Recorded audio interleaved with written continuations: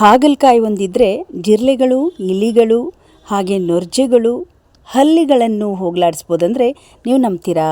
ಹಾಗಿದ್ರೆ ಇವತ್ತಿನ ವಿಡಿಯೋ ನೋಡ್ಕೊಂಬನ್ನಿ. ಮೊದಲನೇ ಟಿಪ್ ನೋಡ್ಕೊಂಬರೋಣ. ಹೇರ್ ಗ್ರೋತ್ ಆಗಬೇಕಂದ್ರೆ ಈ ಸೀಕ್ರೆಟ್ ಆಯಿಲನ್ನು ಮನೆಯಲ್ಲೇ ರೆಡಿ ಮಾಡ್ಕೋಬೇಕಾ? ಹಾಗಿದ್ರೆ ಈ ವಿಡಿಯೋ ನೋಡಿ. ಇಲ್ಲಿ ನಾನು ಒಂದು 3-4 ಚಮಚದಷ್ಟು ಕೊಬ್ಬರಿ ಎಣ್ಣೆ ತೊಗೊಂಡಿದ್ದೀನಿ. 1 ಅಥವಾ 2 ಟೈಮಿಗೆ ಆಗುವಷ್ಟು ಮಾತ್ರ ಮಾಡ್ಕೊಳ್ತಾ ಇದ್ದೀನಿ. ಇದಕ್ಕೆ ಒಂದು ಸಣ್ಣ ತುಂಡಷ್ಟು ಈರುಳ್ಳಿ ಪೀಸ್ ಬೇಕಾಗುತ್ತೆ.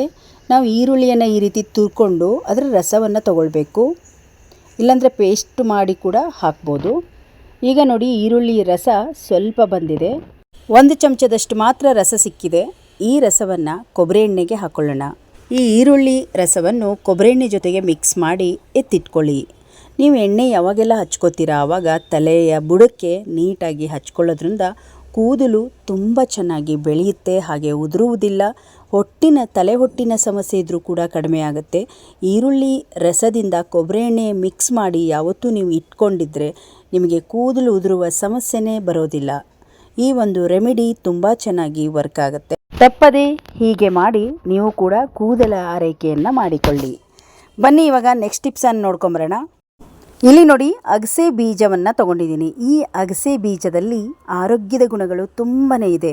ಇದನ್ನು ಅಡುಗೆಗೂ ಕೂಡ ಬಳಸ್ಬೋದು, ಚಟ್ನಿ ಪುಡಿ ರೀತಿಯಲ್ಲಿ ನಾವು ಬಳಸ್ಬೋದು, ಮತ್ತು ತೂಕವನ್ನು ಕಡಿಮೆ ಮಾಡಲು ಕೂಡ ಈ ಅಗಸೆ ಬೀಜವನ್ನು ಬಳಸ್ಬೋದು. ಇದನ್ನು ತಲೆಗೂ ಕೂಡ ತುಂಬ ಚೆನ್ನಾಗಿ ಒಳ್ಳೆಯ ರಿಸಲ್ಟ್ ಕೊಡುತ್ತೆ. ಇಲ್ಲಿ ಕೊಬ್ಬರಿ ಎಣ್ಣೆ ಜೊತೆಗೆ 4 ಲವಂಗ ಹಾಗೆ 1 ಸ್ಪೂನಿನಷ್ಟು ಅಗಸೆ ಬೀಜವನ್ನು ಹಾಕಿ 2 ದಿನ ನೆನೆಸಿ ಇಟ್ಟಿರಬೇಕು. ಇದರ ಜೊತೆಗೆ ರೋಸ್ ವಾಟರ್ ಒಂದು ಅರ್ಧ ಸ್ಪೂನು, 1 ಚಮಚದಷ್ಟು ಅಲೋವೆರಾ ಜೆಲ್ಲನ್ನು ಹಾಕಿ ಇದನ್ನು ಚೆನ್ನಾಗಿ ಮಿಕ್ಸ್ ಮಾಡಿ ಇಟ್ಟು 2 ದಿನ ಇಟ್ಟು ನಂತರ ಇದನ್ನು ಬಳಸಿ. ಇದನ್ನು ಕೈಗಳು, ಕಾಲಿಗೆ ಮತ್ತು ಮುಖಕ್ಕೆ ಹಚ್ಚೋದ್ರಿಂದ ಒಳ್ಳೆ ಮುಖ ಕಾಂತಿಯುತವಾಗುತ್ತೆ. ರಾತ್ರಿ ಮಲಗುವ ಸಮಯದಲ್ಲಿ ಇದರಿಂದ ಕೈ, ಕಾಲು, ಮುಖನ ಚೆನ್ನಾಗಿ ಮಸಾಜ್ ಮಾಡಿಕೊಂಡು ಬೆಳಗ್ಗೆ ನೀವು ಅದನ್ನು ತೊಳಿಬೋದು. ಒಂದು ಒಳ್ಳೆ ಕಾಂತಿಯುತವಾಗುತ್ತೆ. ಹಾಗೆ ಈ ಕಪ್ಪು ಕಲೆ, ಕಣ್ಣಿನ ಕೆಳಗಿರುವ ಕಪ್ಪು ಕಲೆಯನ್ನು ಹೋಗಲಾಡಿಸ್ಬೋದು. ಈ ಒಂದು ವಿಧಾನ ತುಂಬ ಒಳ್ಳೆಯ ಪರಿಣಾಮಕಾರಿಯಾಗಿದೆ, ಟ್ರೈ ಮಾಡಿ. ಕೊನೆ ಟಿಪ್ಸನ್ನು ನೋಡ್ಕೊಂಬರೋಣ. ಹಾಗಲಕಾಯಿ ಅಡಿಗೆಗೆ ಅಷ್ಟೇ ಅಲ್ಲದೆ ಜಿರಳೆಗಳು, ಸೊಳ್ಳೆಗಳು, ಹಾಗೆ ಸಣ್ಣ ಸಣ್ಣ ನೊರ್ಜೆಗಳು ಮತ್ತು ಇಲಿಗೂ ಕೂಡ ಒಂದು ಮೆಡಿಷನ್ ಮಾಡ್ಬೋದಂದರೆ ನೀವು ನಂಬ್ತೀರಾ? ಹಾಗಿದ್ರೆ ಈ ಹಾಗಲಕಾಯಿ ಬರೀ ಒಂದು ಹಾಗಲಕಾಯಿಯಲ್ಲಿ ಅದೆಲ್ಲದಕ್ಕೂ ಮದ್ದನ್ನು ನಾವು ಇವತ್ತು ಮಾಡ್ತಾಯಿದ್ದೀವಿ. ಹಾಗಲಕಾಯಿ ಪೀಸನ್ನು ತೊಗೊಂಡಿದ್ದೀನಿ. ನಾನು ಸ್ವಲ್ಪ ಬಲ್ತಿರುವಂತಹ ಹಾಗಲಕಾಯಿ ತೊಗೊಳ್ಳಿ, ಯಾಕಂದರೆ ಅದು ಜಾಸ್ತಿ ಕಹಿ ಅಂಶ ಇರೋದ್ರಿಂದ ಅರ್ಧ ಹಾಗಲಕಾಯಿಯನ್ನು ಕಟ್ ಮಾಡಿ ಪೀಸನ್ನು ತೊಗೊಂಡಿದ್ದೀನಿ. ಜಾಸ್ತಿ ಎಳೆ ಹಾಗಲಕಾಯಿ ಆದರೆ ಅದರಲ್ಲಿ ಕಹಿ ಅಂಶ ಕಡಿಮೆ ಇರುತ್ತೆ. ಹಾಗಾಗಿ ಸ್ವಲ್ಪ ಬಲ್ತು ಹಣ್ಣಿಗೆ ಬಂದಿರುವಂತಹ ಹಾಗಲಕಾಯಿಯನ್ನು ತೊಗೊಂಡು ಮಿಕ್ಸಿ ಜಾರಿಗೆ ಹಾಕಿ ಇದನ್ನು ನೈಸಾಗಿ ಪೇಸ್ಟ್ ಮಾಡ್ಕೊಳ್ಳೋಣ. ಇಲ್ಲಿ ಒಂದು 4 ಪೀಸ್ ಎತ್ತಿಟ್ಕೊಂಡಿದ್ದೀನಿ. ಈಗ ಇದು ಪೇಸ್ಟ್, ಈ ರಸ ರೆಡಿ ಇದೆ ನೋಡಿ. ಇದನ್ನು ಸೋಸ್ಕೊಳ್ಳೋಣ. ಈ ರಸವನ್ನು ಬಂದಿರುವ ಆ ಸಿಪ್ಪೆಯ ಒಂದು ಸೋಸಿರುವ ಭಾಗ ಇದೆಯಲ್ಲ ಅದನ್ನು ಪಕ್ಕದಲ್ಲಿ ಎತ್ತಿಟ್ಕೊಳ್ತೀನಿ.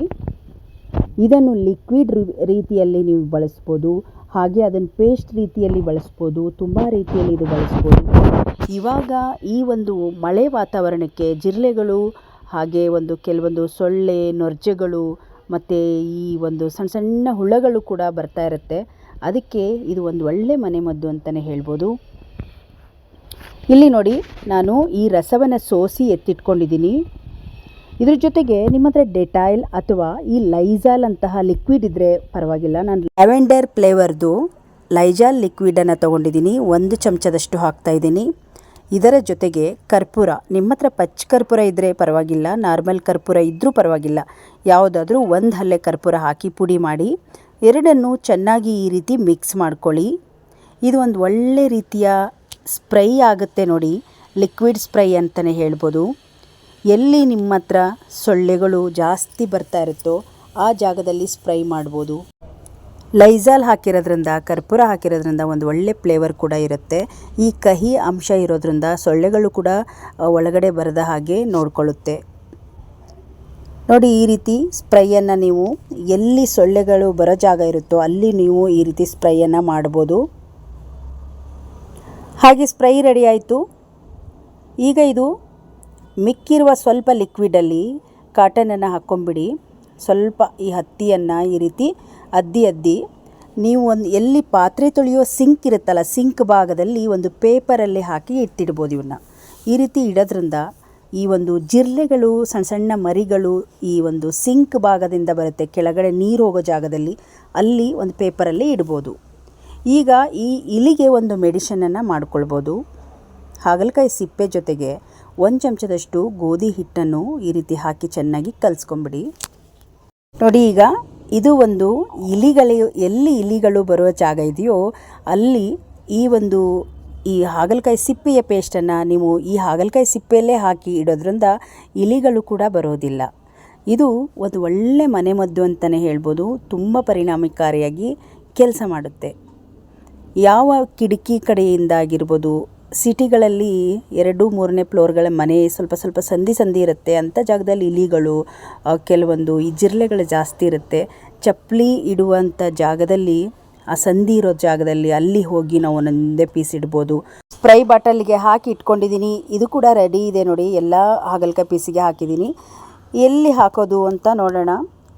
ಹಲ್ಲಿಗಳು ಕೂಡ ಬರುವಂತಹ ಜಾಗಗಳಲ್ಲಿ, ಗೋಡೆ ಜಾಗದಲ್ಲಿ ಇಡ್ಬೋದು.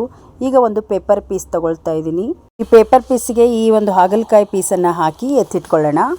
ಹಣ್ಣಿನಿಂದ ಬರುವಂತಹ ನೊರ್ಜೆಗಳನ್ನು ಈ ಒಂದು ಲಿಕ್ವಿಡಿಂದ ಹೋಗಲಾಡಿಸ್ಬೋದು.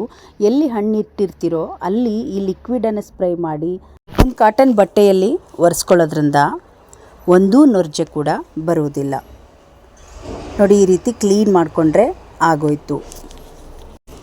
ನಂತರ ಈ ಒಂದು ಹತ್ತಿ ಕಾಟನನ್ನು ತಗೊಂಡು ಗೋಡೆ ಭಾಗದಲ್ಲಿ ಬರುವಂತಹ ಜಿರಳೆ ಆಗಿರ್ಬೋದು ಅಥವಾ ಹಲ್ಲಿಗಳಾಗಿರ್ಬೋದು ಎಲ್ಲವನ್ನೂ ಹೋಗಲಾಡಿಸ್ಬೋದು.